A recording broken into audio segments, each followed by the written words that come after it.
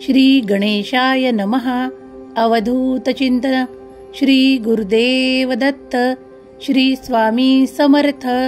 जय जय स्वामी समर्थ. देव म्हणतात, बाळा, तू कधीही एकटा नाहीस आणि मी तुला कधी एकटा पडू देणार नाही. तू धैर्याने पुढे चालत राहा. जे काही कठीण प्रसंग येतात त्या कठीण प्रसंगांना एका जीवनातल्या परीक्षेसारखे समजा आणि त्यांना पार करण्याची त्यांना तुम्ही पार सहज करू शकाल, कारण आमचा आशीर्वाद तुमच्या सोबत आहे. आम्ही तुम्हाला ते धैर्य, ती हिंमत देऊ इच्छितो, त्यामुळे तुम्ही तेही पार कराल. आज जो कोणी हा संदेश ऐकत आहे त्यासाठी देव सांगू इच्छितात की पुढील काळ खूप हर्ष उल्हासाने भरलेला येत आहे. तुझे चांगले कर्म आम्ही पाहिले आहेत, तेव्हा आता काळजी करणे या क्षणापासून थांबव. देव म्हणतात, बाळा, मी तुला असे काही नाते दिले आहे ज्यातून तुला वेळोवेळी ते प्रेमाचे अनुभव प्राप्त होतात. ते काही धैर्य तुला त्यांच्याकडून प्राप्त होते. ते तुझ्यासाठी असे एक नाते आहे जे तुला नेहमीच प्रेम भावनेने जपून ठेवते. देव म्हणतात, मी कधीही असा देव नाही की तुम्हाला अर्धवट मार्गावर तुमचा हात सोडेल. जो कोणी स्वामीवर विश्वास करतात त्यांनी श्री स्वामी समर्थ नामाचा जयघोष करायला विसरू नका. देव म्हणतात, तो कितीतरी वेळेस अशा काही संकल्पांमुळे मला प्राप्त केले आहे, कारण ते संकल्प देखील मी तुझ्याकडून करवून घेतले आहे. तुला आम्ही कधीही दूर लोटू इच्छित नाही. तुझ्यासाठी ते सर्व काही द्यायला देवांचा आशीर्वाद भक्कम आहे. देव म्हणतात, तुम्ही तुमची काळजी या क्षणापासून थांबवली पाहिजे, कारण तुम्ही आमच्या सुरक्षा कवचात सुरक्षित आहात. तुम्ही नामस्मरणाद्वारे आपल्या आजूबाजूला ते वलय निर्माण केले आहे जे नामस्मरणाने तुम्हाला प्राप्त झाले आहे. देव म्हणतात, माझ्या कृपेचा वर्षाव मी तुझ्यावर निरंतर करू इच्छितो. ते तू आनंदाने स्वीकार करावे. तुझ्या लहान सहान गोष्टीसाठी तुम्ही जेव्हा जेव्हा देवांकडे प्रार्थना करता तेव्हा ती प्रार्थना आम्ही ऐकतो. देव म्हणतात, तुला मी अशा ठिकाणी नेऊ इच्छितो ज्या ठिकाणी तुला कोणतीही काळजी मनात राहणार नाही. काही शंका मनात घेऊ नका. देव जेव्हा जेव्हा तुमचे कर्म पाहतात तेव्हा त्यातील काही कर्मांसाठी तुम्हाला देव स्वतःहून माफ देखील करतात. यावर तुमचा विश्वास आहे ना? कारण देव तुमचे भूत, भविष्य, वर्तमान सर्व काही जाणतात. यावर तुमचा विश्वास आहे ना? कारण देवच सर्वांचे निर्माता आहेत. त्यांच्याकडे शुभ शिवाय काहीही नाही. सर्व काही आहे ते शुभच शुभ. देव म्हणतात, माझ्या प्रिय बाळा, तुला जेव्हा जेव्हा माझे दर्शन हवे असते तेव्हा तेव्हा तू जेव्हा खूप अंतर्मनातून माझ्या दर्शनाची इच्छा ठेवतोस तेव्हा तेव्हा मी तुझ्या समोर कोणत्या ना कोणत्या रूपात तुला दर्शन देतो. देव म्हणतात, जे कोणी पूर्ण श्रद्धा आणि विश्वासाने काही संकल्प करतात, काही पूजा करतात, ते आमच्यावर पूर्ण विश्वास देखील ठेवतात हे आम्ही जाणतो. पण तरी एक सांगू इच्छितो. ज्यांचा विश्वास कधी कधी डगमगतो त्यांना आम्ही आमचा हात देतो आणि त्यांचे ते डगमगणे त्या क्षणाला थांबवतो. कारण तुम्ही आमचे प्रिय बाळ आहात. आम्ही इच्छितो की तुम्ही त्या मार्गावर चलावे ज्यावर तुम्ही चाललात की तुम्हाला जीवन अगदी सहज आणि सोप्या रीतीने चालले जाईल. तुमच्या कार्यात अडथळे येतात पण ते आम्ही आमच्या कृपा आशीर्वादाने बाजूला सारतो. देव म्हणतात तुम्ही जेव्हा जेव्हा खूप काही प्रार्थना करता आणि आमच्याकडे ते सर्व काही मागू इच्छिता तेव्हा एक एक करून तुमच्या इच्छा आम्हीच तुमच्या संकल्पांद्वारे तुम्हाला पूर्ण करून देतो. आमचा कृपेचा वरदहस्त आम्ही तुमच्या मस्तकावर ठेवू इच्छितो. तुम्ही करायचा तो फक्त विश्वास आणि श्रद्धा. आपले कर्म जो नीट प्रकारे करतो. जर तुम्ही मोठ्यांना योग्य मान देत असाल तर तुम्हाला इतरत्र कुणाचेही पाय धरण्याची आवश्यकता पडणार नाही. तुमच्याकडे ते आहे कारण तुम्ही त्याचे हकदार आहात. देव म्हणतात जर कुणी मोठ्यांचा अपमान करतही असेल तर मी त्यांना या क्षणाला सांगू इच्छितो की आपल्या वाणीने कोण्याही मोठ्या व्यक्तीचा अपमान करू नका. कारण त्यामुळे तुमचे मोठ्यांकडून मिळणारे आशीर्वाद रोखले जातात.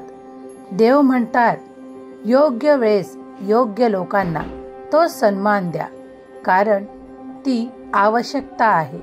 मला माहित आहे की कधी कधी तुम्ही खूप काही त्रासातून जात आहात.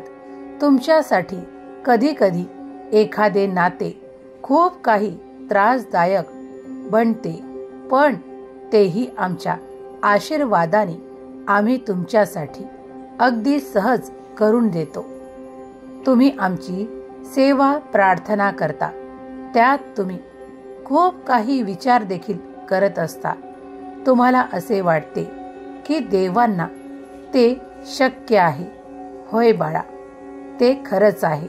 देवांना सर्व काही शक्य आहे.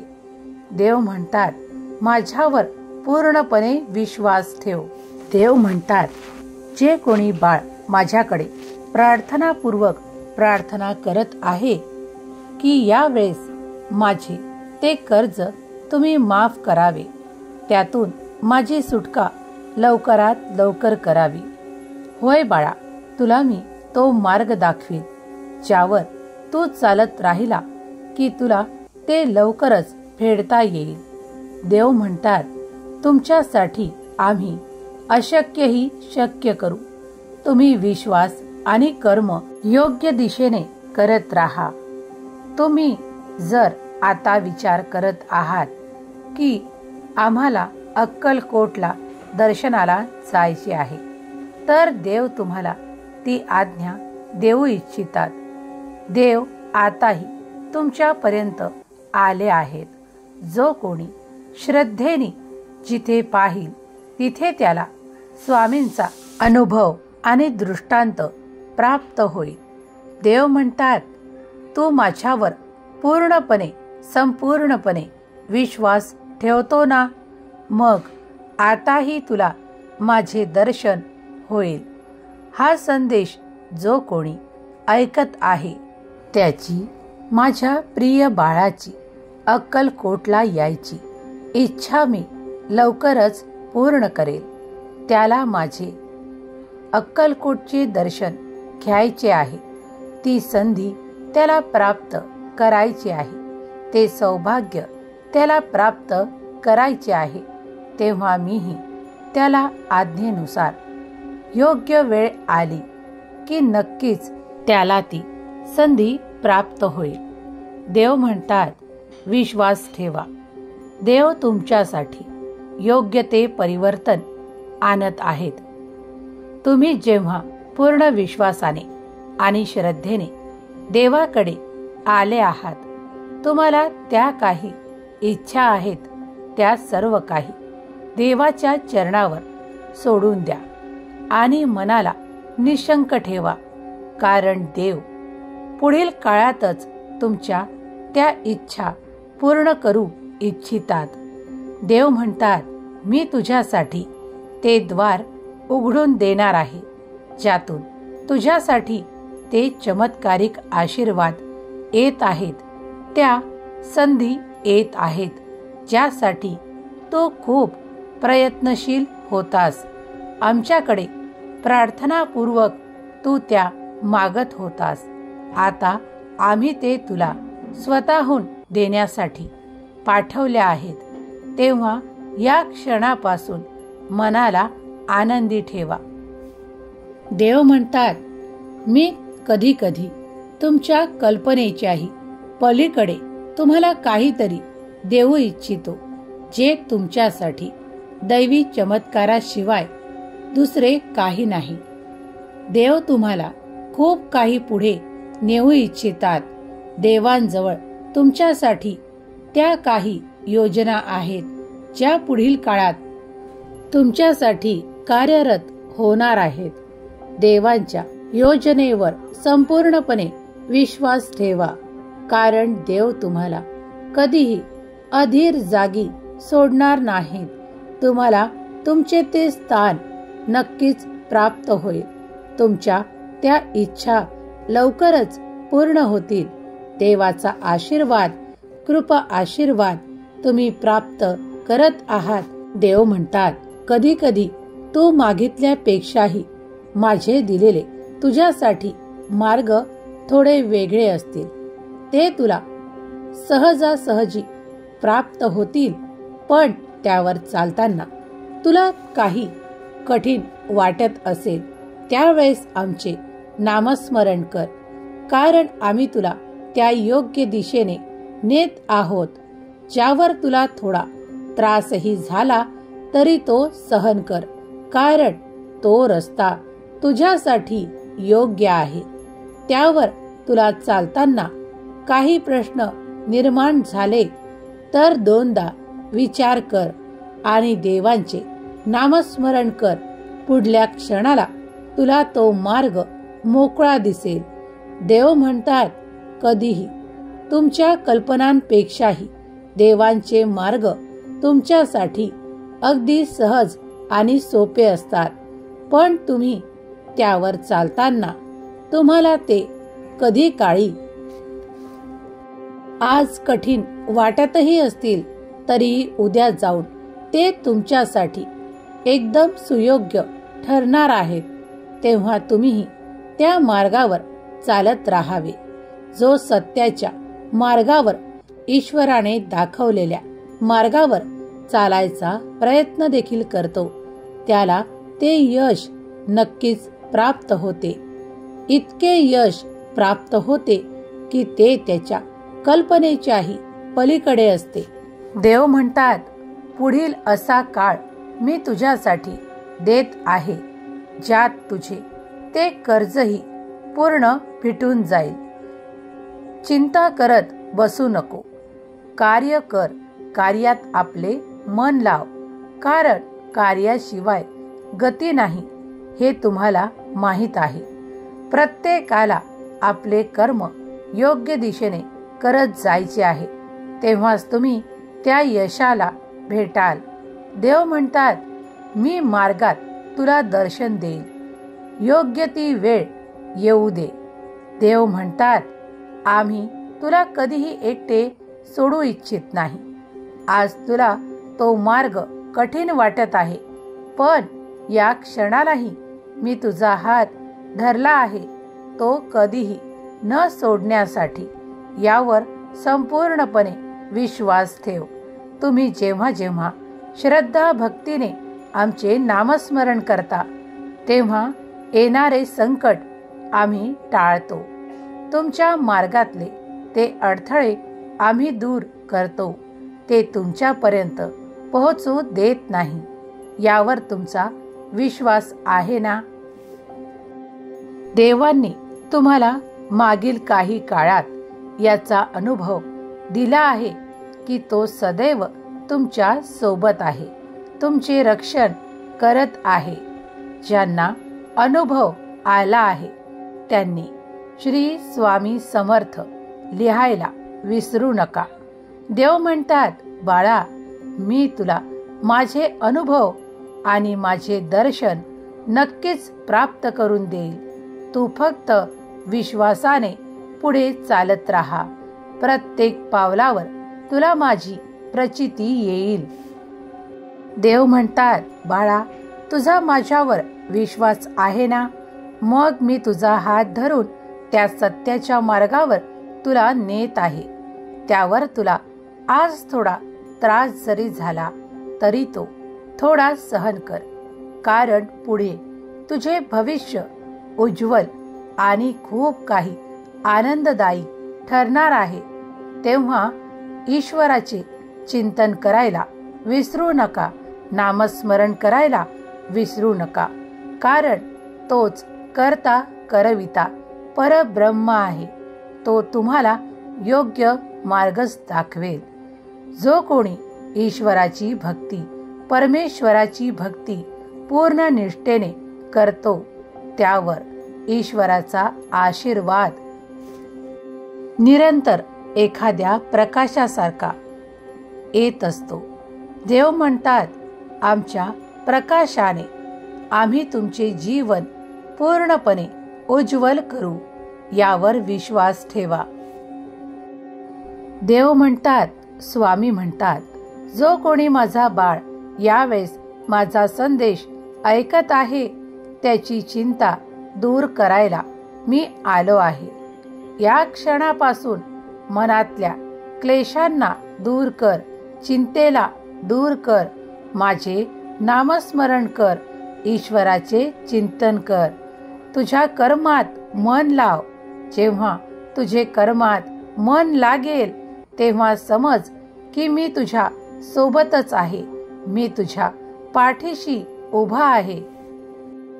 स्वामी म्हणतात, तुझी इच्छा लवकरच पूर्ण होण्यासाठी वेळ लागत असेल तर ईश्वराचे चिंतन कर, मनन कर, कारण पुढच्या क्षणाला देव तुला त्या चमत्कारिक आशीर्वादाचा भाग बनवायला तयार आहेत. तूही तयार आहेस का? विश्वास ठेव, श्रद्धेने पुढे ये. तुला ते चमत्कारिक आशीर्वाद प्राप्त होतील. देव म्हणतात, तुला माझ्या चमत्कारांवर विश्वास आहे ना? भरोसा आहे ना? मग ते तुझ्यासाठी घडायला लागतील.